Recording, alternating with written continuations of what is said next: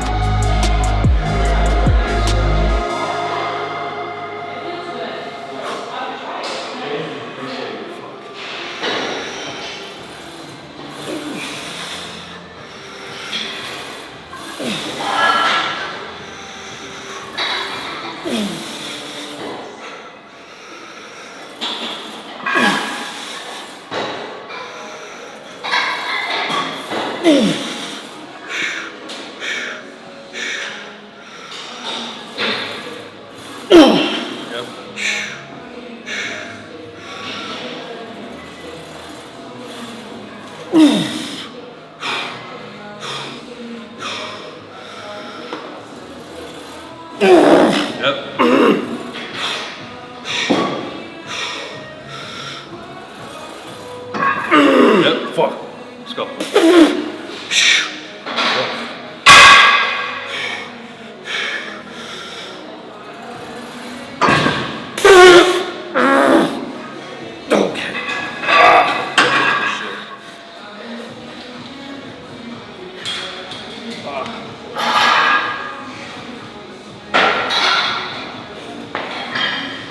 So since I've been away, I haven't been doing this hack squat too much, and I was squatting a bit, but completely different machine, and each machine variables on like how heavy the weight actually feels. So last week I did 4 for 10 on this for 2 sets, and that was like pushing a little bit.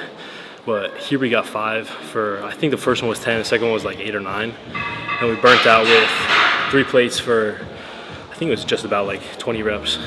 But I really like pushing myself to at least like 2 really hard working sets, going as heavy as I can, and staying in between that like 8 to 10 rep range. And something I'm really going to include more is a little burnout at the end of my heavy compounds, just to really tax the muscle and get the most out of that while you're really using that that energy. So moving on for that, and we're jumping on to a single leg press, and that's really going to isolate. I really want to work on my glutes a lot, just to develop my whole backside, my hamstrings, my glutes, and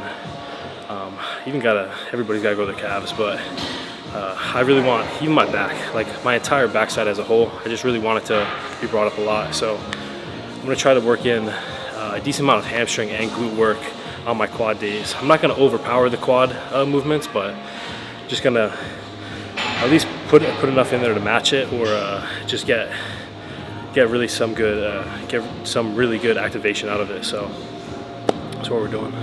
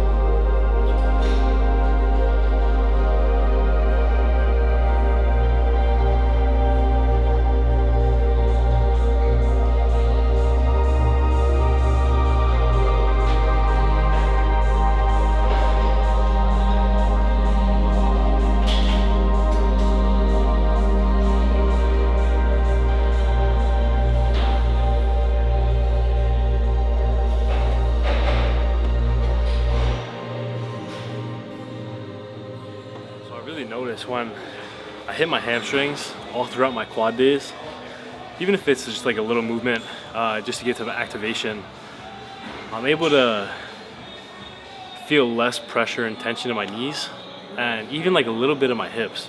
I don't know what it is, if it's just because I'm stretching a lot too, but I'm telling you, the hamstring activation definitely takes some stress off the knees, and it makes you feel your quads a lot better. So on that hamstring movement, kind of just jumped right into it because everything was feeling really good. Just got out of the leg press as well, so blood was flowing, felt solid. So I jumped into the heavier weight really quick and kept it pretty constant throughout the entire movement. So we just loaded the machine, and I think I was doing sets of like 10 to 12, something like that. But I did finish with partials, and when I do partials for hamstrings, it feels like your hamstrings are like very, very, very close to ripping. That's a good thing.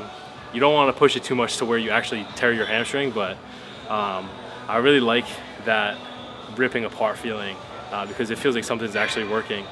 But I did 10 partials to the point where I thought they were just gonna blow out. Got on the machine, did that twice, and I just really enjoy that. It's a different type of good sensation, but just getting out of the machine knowing that you destroy your muscle on it and going as hard as you can, it's just a great feeling. And then went over to the calves and just did typical stuff. Usually like to do a 10-second stretch just to get that time under tension, because that is the most important thing when you're training calves. All throughout your day, you're walking, and the majority of the time, unless you're going upstairs or something, all you're really doing is flexing your calf up, and you're not really getting that big stretch like that.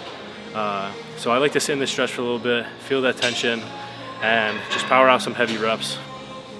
And that's leg day. It was a quick one, but like I said, I only had one meal this morning, so try to fire through everything quick, really just straight to the point, get it done.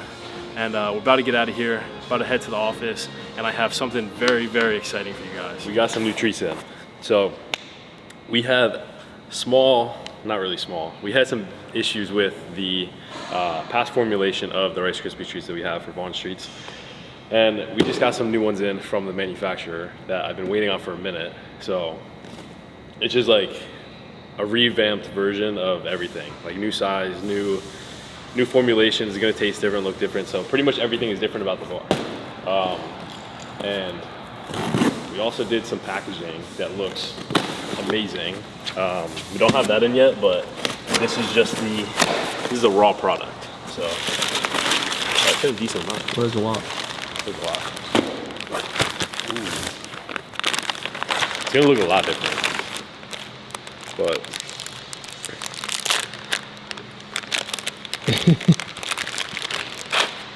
Ooh. that looks good. It smells good too. That looks like a straight up regular Rice Krispie. That looks really good. All right, so they're supposed to be like the same weight and everything too, so.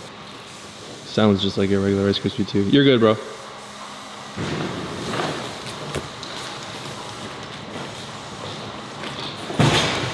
Okay. That's the OG. That's the OG. OG Mallow. This is the previous cereal. We should have 2 more flavors coming in soon. Dang. That one looks good. You can do chocolate and then either cookies and cream or a different flavor, but I'm not really set on that last flavor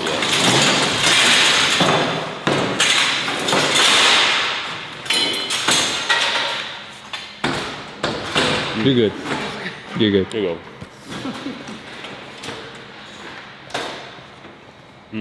All right, try both of these. So they're not perfect yet, but I really like the new shape, and the flavor's good too. There's some things I want to tweak about this. This one's pretty spot on though. So, even though it's not spot on, we'll get it there. But for this to be the first sample run of the new size, new formula, it's like, it's already there. It's good. Now it's just the small tweaks.